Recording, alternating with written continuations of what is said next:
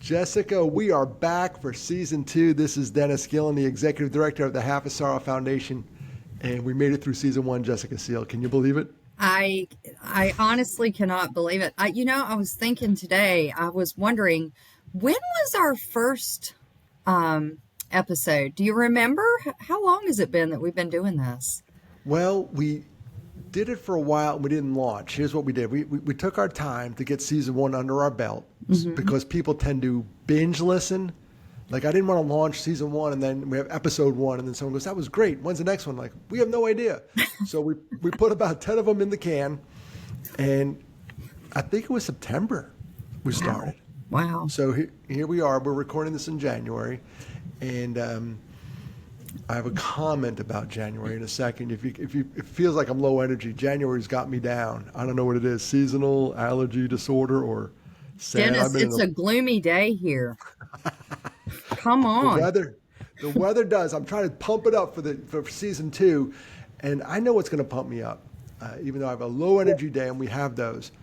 I'm going to tell you a story that happened over the holidays, and it involves our podcast. It's a tough subject. So, Jessica, you may know that I do a lot of prevention work, and often in this world, you're called in to do postvention work. And postvention is after the fact. We Yeah. lost somebody, and Yep. it sucks because the person we want in the room is gone. But postvention is prevention. And before I go on my little story, have you ever had to do a postvention intervention in your life? Like, someone came up to you and said, "This person just lost somebody"? Yes, I have. I think we talked about that before. I think we wear these signs almost when we go through what we've been through, and people immediately think about us, which is a blessing and a curse. Yes, we did have an episode about that in season 1, correct. We started talking about the vulnerability that we express, and then people, and they should, because I welcome it, um, they literally feel safe to share their story. So here's what happened. Let me tell you the story. I got a call from a guy named John Denny. He's a chaplain with the South Carolina National Guard in the Army. He and I have done postvention in the past. We've gone to a site and where they lost somebody, 2 businesses. One business was a newspaper in town, a local alternative newspaper, and the other one was a bar, and they lost a bartender, and it was a brew pub. So we went in there and did postvention. So John calls me up out of the blue. We're working on some stuff, and he goes, "Dennis, you're not going to believe this, but I just had a call from a woman from California." And I was on the phone with her for about an hour, and she got my name from your website because she heard your podcast, and she lost her husband to suicide. I'm like, "What?"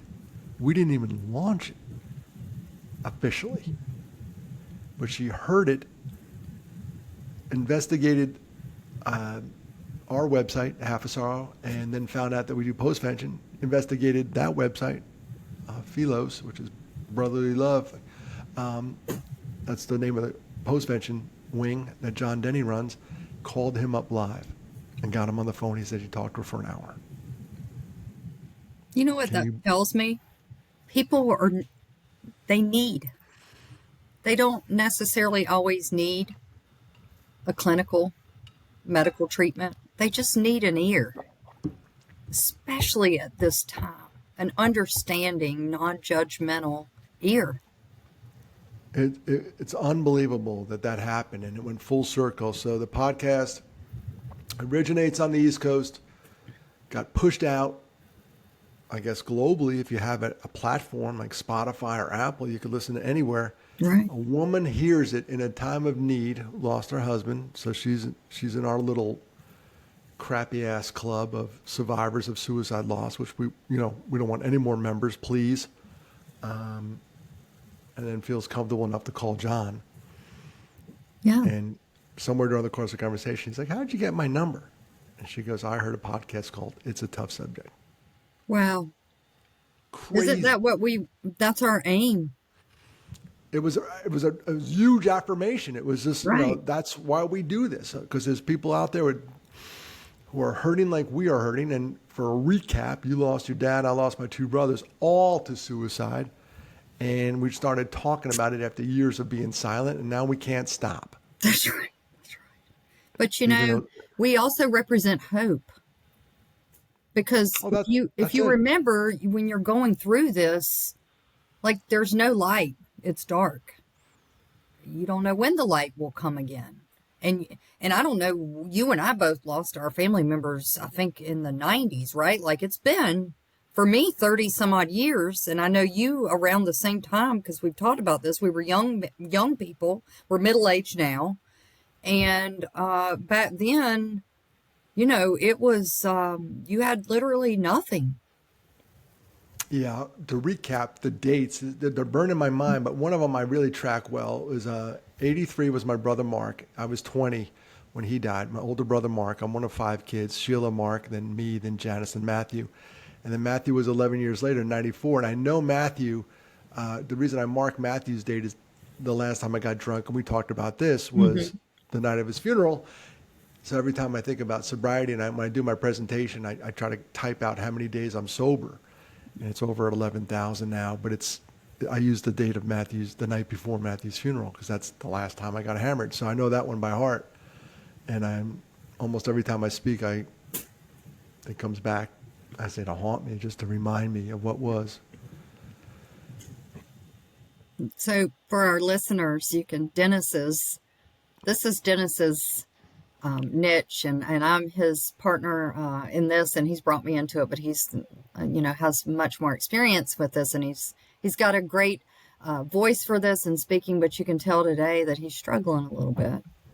I am on the struggle bus a little bit, and that's fair to, as a host of a podcast, it's a tough show. I don't know, for some reason I'm in a funk, and funks come and go.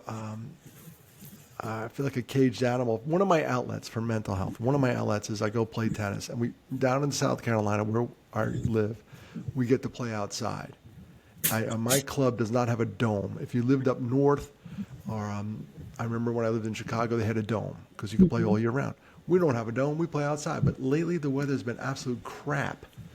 And it's snowing today, which is crazy in the South. So I can't do my thing for me. Yeah, it's that vitamin D, right? That warmth, the sunshine on your skin, which is one of for me, the best medications, if you will, for having a crappy day or having having a mental day, right? And it's okay to say that. Don't be ashamed. We all have them. And this is me being totally lazy and telling on myself, but my tennis membership comes with a gym membership, and I should go over there. Yeah. That's indoors, and I hate it. I hate the treadmill. Oh, I just hate all that stuff, and I know it's good for me. This is, I'm being vulnerable here. I know that when I go work out, if I get my butt in the car and I darken the threshold of that doorway of that gym, I will be better. But boy, oh boy, you got to drag me there kicking and screaming. It's just you got to get there, right? That's the first win, is getting in the car and opening that door and walking in. Still, sometimes I want to run. Not gonna lie, even when I get there. I don't like. I never did like it, and it's funny because I'm gonna go. I'm gonna put a stake in the ground. I'm going today because something's up in my head. I got to get out of the house, and I'm going to go. But I'm one of those guys that goes to the gym, to go work out, and then complains how far he has to park away. I'm one of those people that goes to the gym and works out in classes and complains about how hard the class is. Like, you don't want to go there and do nothing. I mean, why would you go there? So we're humans. I do. It's funny you say that, because I have, for my mental health, when I upgraded my gym membership, when the tennis thing went in the crapper, I have on my refrigerator the gym schedule. And yoga, Pilates, all that stuff is on there, and there's an open gym. The schedule's staring me in the face, and I have coffee every morning. I look at it and go, oh, today, and today doesn't come. So it's a low energy day. I'm going to go. I'm going to commit to you, and you can call me on this next time. Say, Dennis, last time we did the podcast, did you go exercise? Probably the answer is going to be no, but I'm going to try to go today. I mean, One of the things that we talk about when we talk about mental health behavioral changes is just get moving. You don't have to go join a gym. The beauty nowadays is there's so many online options that you can do in the comfort of your own home that can just boost, boost that feeling so that you can get a little bit of relief. I mean, it's medication. It really is. I Without know. a prescription. If you could put exercise in a pill, we'd all take it. I know. Hey guys, just for honesty here, I'm an avid exerciser and a runner, so I'm giving him some crap here because that is what I do. I am not a tennis player. I was pretty much thrown off of my tennis team because I never got any better than a 2.5. So, All right. Well, I'll go today. But what we really should talk about, instead of my little boo-hoo party, I will get out of my head and find something to do, is what do you want to do for season 2? Now, Jessica, I floated the idea. I never wanted to have guests on our show, but I think I'm changing my mind. I may want to have guests on the show, people with a different perspective. I think so. Maybe a different trauma. Yeah, or a different, I was thinking about that after we talked about it, and I agree. I think, again, we're widening that community of folks so you don't feel alone going through what you're going through. You know that there is a tribe. There are folks that are dealing with this too. And I think when I think back to what I call my dark time, and y'all have heard me call it that before, it was a lot of it had to do, obviously, missing my father and just heartbroken. But a lot of it had to do with feeling alone around people. Alone in a crowd, as they say. Mm-hmm. Yeah. I remember Bob Seger back in the day had a song called I Feel Like a Number. And I went from a small little town, New York, to a large university, West Virginia University. And I remember, it was so funny, it was so innocent back in the 80s. I'm not reminiscent here, but our student number was our social security number. It was on the front of our IDs. There was no identity theft back then. It was just like, that was your number. And I remember calling up one of my buddies, and the Bob Seger song is I Feel Like a Number. And that's all I felt like my freshman year. Like, hey, what's your student number? And I go, blah, blah, blah, blah. They never asked me my name. Like when I went to register for classes, what's your student number? Like, who are you? So I did feel alone in the crowd that transitional freshman year. Yeah. That's when I lost my dad, was actually in my freshman year in college. So Oof. Talk about a transition. A double whammy. What semester? First semester? First second semester, October 1992. Oh, dear. Right out of the chute. You go to school, what, August, September? You're in there, you're like doing midterms. Yeah, it was, yes, it was really difficult. And then, of course, I went back to school after, did not finish that semester because it happened in later October. And just completely failed, did not go to any classes, partied all the time, and multiple other things that happened. But, it was, again, that was during that time of having a lot of friends, I would air quote that, friends around me, but feeling like I was on an island all by myself. Yeah, there's a difference between friends and true friends. I'd say, a true friend would have grabbed you by the shoulder and said, what are you doing? Where another friend would say, hey, if you're going to do a shot, I'll do a shot. I had, let's go. I don't know if you dealt with this, but sometimes too, when you're in that and people can sense it, it almost opens you up to people with maybe not the best of intentions surrounding themselves. You're a person that can be easily manipulated. And I definitely think I was that person. Oh yeah, we're the walking wounded at that point. That's right. Post any trauma, you got to be on your A game. When I went through my divorce, it was a little wiser than I was when I was 20. I was listening to this podcast, and this guy who was coaching guys through divorce said, "Do not make a decision for a year." And I'm sitting there going, "That's a long time. Like, don't date, don't do anything for a year." And I kind of laughed it off. That dude was right. For a year. And I remember when I was on the board of the American Foundation Suicide Prevention, a great organization in this space, chapters all over the place. We wouldn't take a new volunteer until a year after the event. Like, we don't Yeah. want somebody, and I won't do it at half a sorrow either. If you know, they call up and say, listen, I want to volunteer for your organization. All right, great. Yeah, my brother died like last week. I'm like, whoa, whoa. But on the other side of that, and I'm not disagreeing because obviously they had scientific evidence behind that, but everybody's journey is everybody's journey. Have you ever met people and they lost someone and they're like, you see them 3 months down the road and you're like, wow, I was like in a ball on the floor in the fetal position in a dark room right now, but you're like acclimating back out into life. And then what was wrong with me? Why was this different? And, I guess reminding ourselves that everybody's journey is their journey and that's okay. You're so sweet. Like, I'm not disagreeing, but I'm going to disagree. Really sweet. I'm just I'm not disagreeing, but you're dead wrong. never Thank said you. that. We're I having heard a it. healthy. My fragile male ego, that's what I heard. Very fragile. No, but it's, I do marvel at people. There are people out there, and someone may be listening, that they lost somebody, and then 1 month later they started a foundation, and they're off and running Yeah. for that, whatever cause it is. They are killing it and doing a great job. And that's part of their healing process. But I still think there were some repercussions. I ran into a mom one time, and she was doing a foundation work, and she was speaking, and she just lost it on stage. I'm like, wow, it was way too early. We've It was, seen that, Dennis, in meetings recently.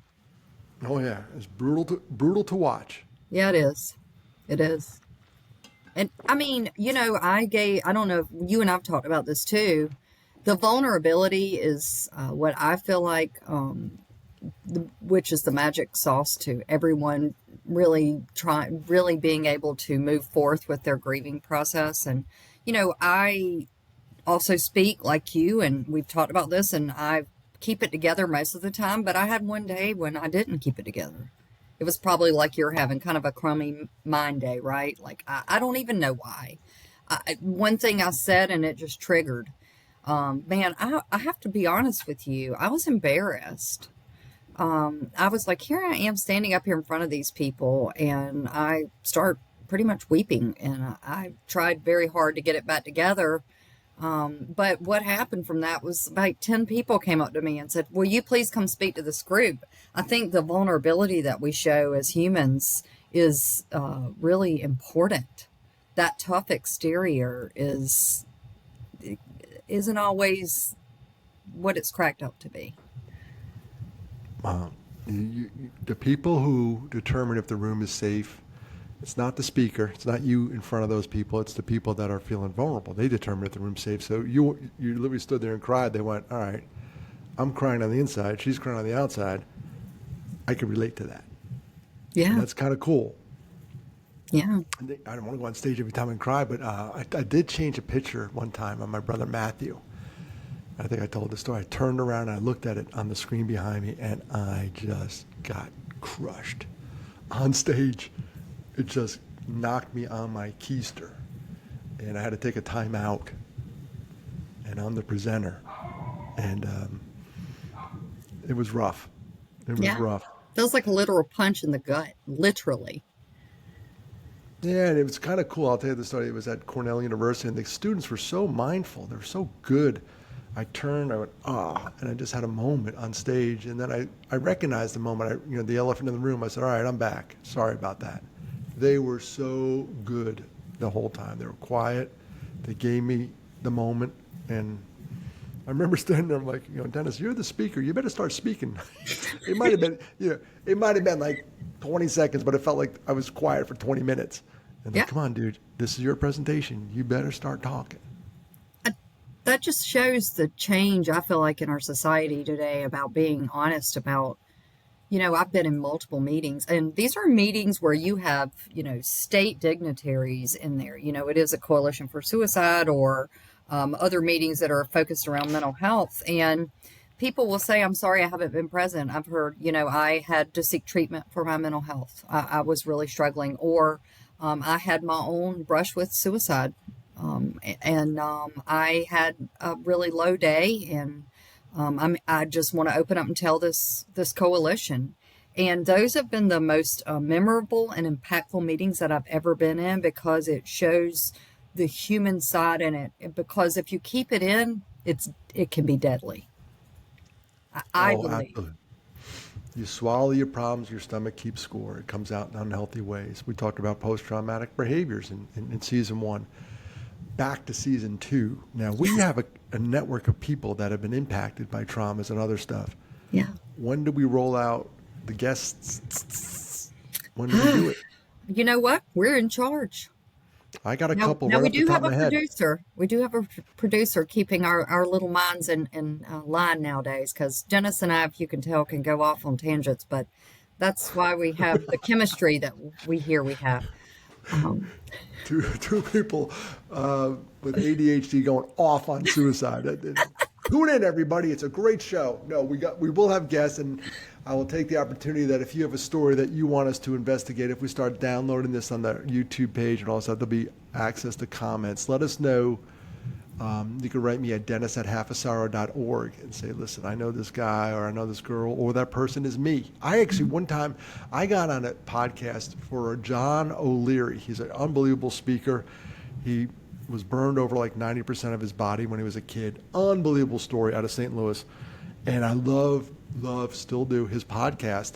So one day I said, you need to do something on suicide prevention, and you need to have, a speaker on there. And here are a couple I could think of the top of my head. And at the end, I said, and by the way, I would like to be considered too. And he called, I gave him some names of top tier people, like the Kevin Hines of the world and all this stuff, like really good speakers that I've heard in my life. And then I said, oh, by the way, I speak on it too. And he called me up and I got on there. wow. Yeah, that was a big one. And just a Well, super guy. I do. I think it's exciting to hear. I do think we need to hear other people's story. We've talked about ours. Everybody knows, if you've listened, you pretty much know us inside and out by now. One thing I have to tell you, Dennis, that happened yesterday. So thinking about this, and as we've gotten closer to really considering what is this going to look like, and knowing that we're having some impact, I've shared with some friends of mine about this, and my best friend, who's known me since the loss of my dad, knew my dad. Not a lot of people do. Started listening to our podcast, and I was terrified. Because you bared your soul to a dear friend. Isn't that weird, though? I feel comfortable bearing my soul to you and the whole listenership here, right? But man, when you do it and your people that know you are listening, that's terrifying. I'm terrified about it. I was terrified. I had a little bit of a panic. I'm not going to lie. I get it. I totally get it. One time, I did a talk in New York on suicide prevention, and a lot of times I speak, I don't know anybody in the audience, and that's fine. Right. We become friends afterwards. One time I did one in New York, and I invited some friends. It was close by where I grew up, and a bunch of them showed up, including my sister, Oh, yeah. who also lost two brothers. Yeah. Did I struggle during that presentation? Absolutely. Because every time I looked over, I saw friends and family on the right side. I powered through it, but it was, I get it, Jessica. Your friends are listening to you, and we're going to bare our souls. It's hard to be vulnerable when and that just makes me remember, I didn't want my friends to know what I was really going through. I think that's part of it, is maybe she learned something she didn't know about what I went through that I kept hidden. Maybe not. I don't know. I tried to figure out why that bothered me so much, and maybe there's still a little bit of embarrassment of what I went through. This is a lifelong healing when you lose someone to suicide. You can almost hear me laughing and smiling because I had the scenario play up in my head. You're a female, and you're worried about all that stuff. Like, I'm a guy, and I'm sitting there going, someone's going to listen to it, and they go, that's why he's such an a-hole. Like, it explains it. Oh, I didn't know that. If he told me that, I would have cut him some slack. No wonder he's insert bad word here. I'm trying not to curse. I was going to say you have a couple times, but we know I, you can cut that out. But hey, if we're going to talk real talk, we're going to talk real talk. it's a Yeah. New Year's resolution. I'm not going to throw her under the bus, but my wife and I think I had a terrible impact on her. She's a sweet woman, but we have potty mouths. I don't drink, I don't smoke, I curse a lot, and it's got to stop. 2025 We can is work the on year. that together because I am, I'm a Southern lady here. I'm a Southern belle. Southern Oh, belles I don't. do declare, I do Yeah. declare, But I'm Southern belles embarrassed by don't those. cuss, do they? Yes, Oh, they do. baloney. Oh, yeah.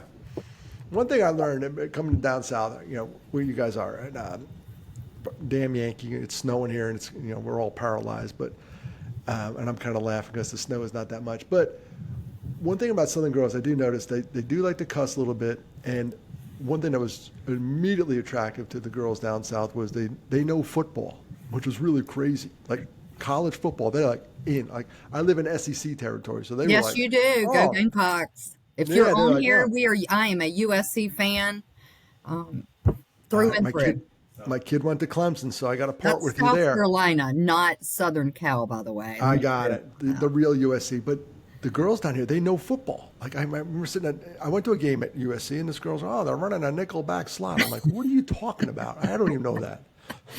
The I'm a other thing dude. is, we know how to throw a tailgate party. That you do. That you do. All right, we just went down like a zillion rabbit holes. Season 2 with guests. I'm going to Yes. start lining some folks up. I got some wonderful folks if they agree to do it. Survivors of suicide loss, folks with what we call lived experience. That is, they went to that dark place and they're still with us by the grace of God. They may have even attempted on their life and they're still with us. Thank you, Lord.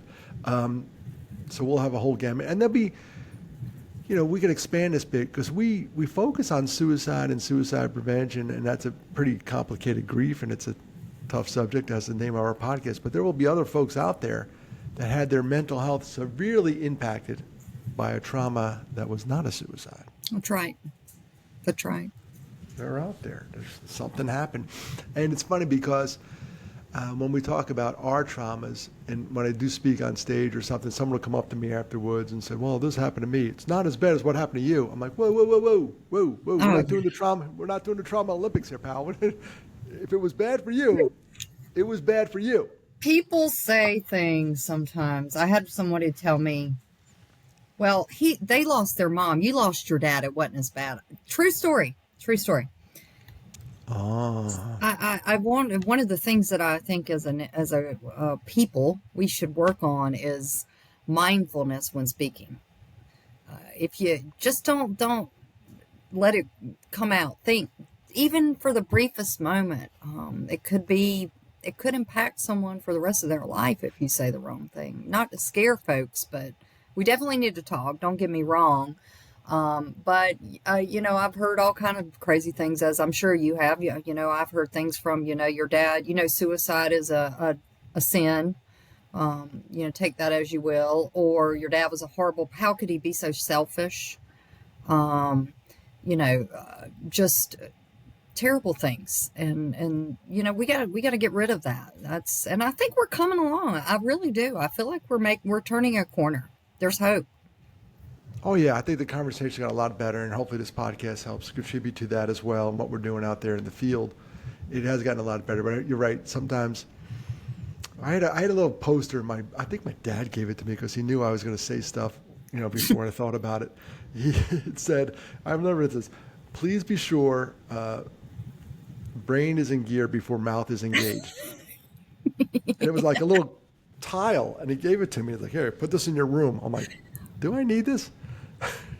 Yeah, you have 5 kids. You're giving it to me. That's a hint. I I've been mean, watching you. I think it's important though. I mean, that's true. And we're all, listen, nobody's calling anybody out. And a lot of the times I feel like folks feel alone when they've suffered a loss is because nobody wants to talk to them because they don't know what to say. They're afraid they'll say the wrong thing.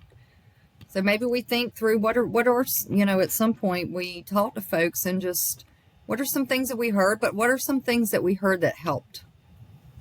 Exactly. And that's, if we could, season 2, and we bring on a guest, we want to hear the redemption stories. Because that comes with the hope. Like, this is how bad it was. It's like the hero's arc. Every movie on Hallmark, the protagonist was at a certain level, they got crushed by something, and then they came back to a higher level or close to it, which is pretty much what happened to you and me. We were cruising along and got shat on. Oh, there goes the cursing. Had to deal with something. Got knocked down a peg or two, or 3 or 4, and we're finding a way to get back to where we were, what feels normal, the new normal. And I think we're conditioned, at least this is how I feel, maybe you do too. I wouldn't know any other way to live than to continue to try to just, come out of that and do better. Like, that to me it's the challenge of life, and I like it. If everything had been status quo, I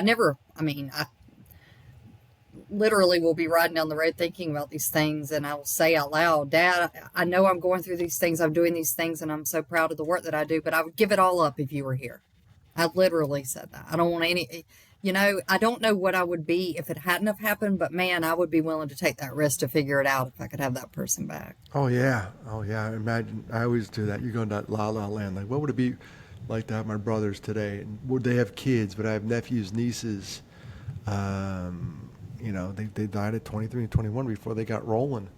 And my wife, I think I talked about this in season 1. She's one of 5 kids. I'm one of 5. I'm in the middle. She's in the middle. And when we get together with her family and they're all there, I catch myself at times sitting in the corner going, oh dear, and look at this. This is what should have been for the Gillans. But here we are, Jessica.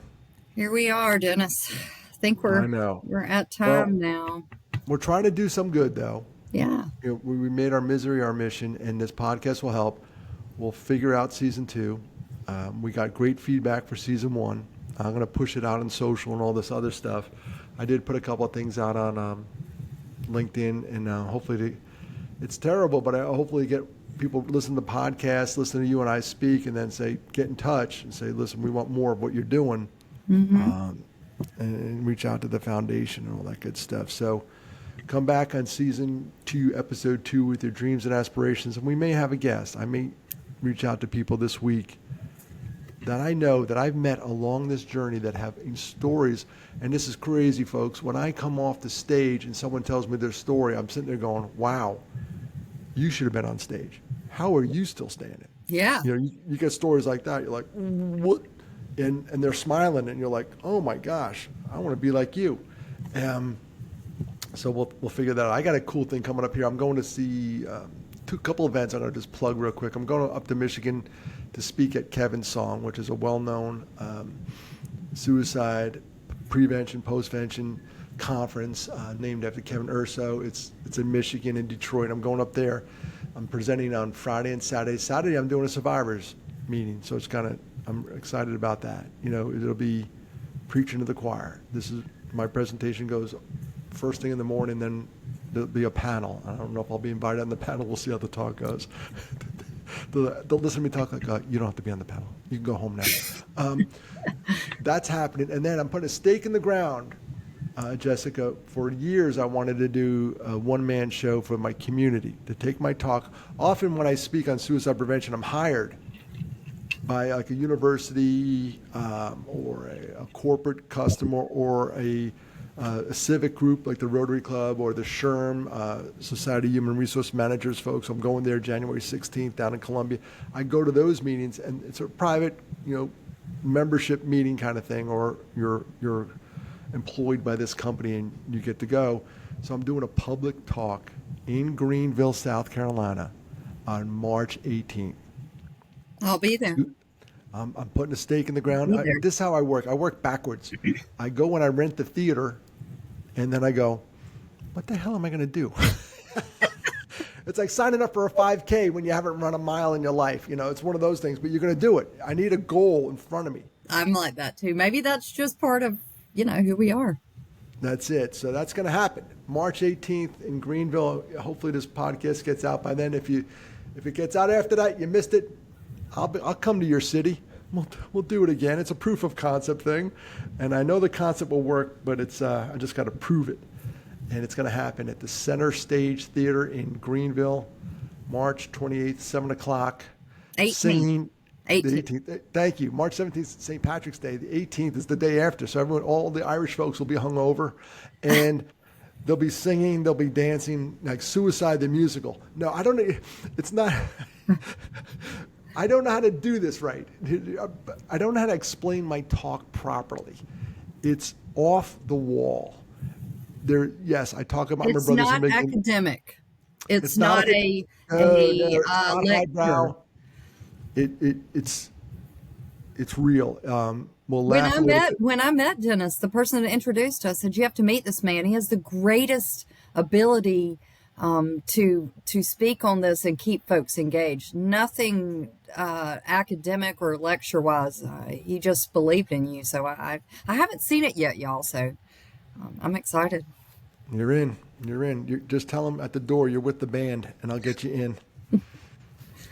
It's a fundraiser for the foundation, so we'll see. We'll push that out. We'll push it on the socials when we get the ticketed website that's coming up.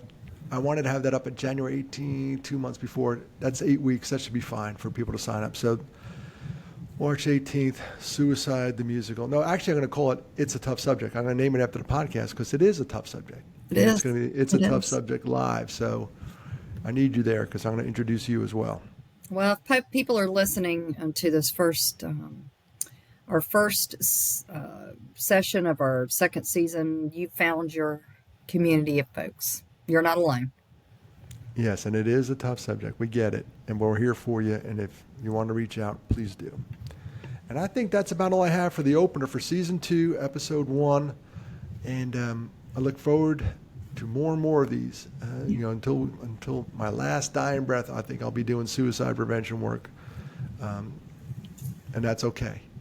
That's a purpose. It's my miseries become my mission, and I'd have it no other way. Jessica, that's all I got. All right. Well, we look forward to you guys tune in. You're going to get to hear different voices than mine and Dennis's voice, and hear some different stories of, like Dennis said, redemption and hope. Big doses of hope. Thanks, everybody, for listening. Take care.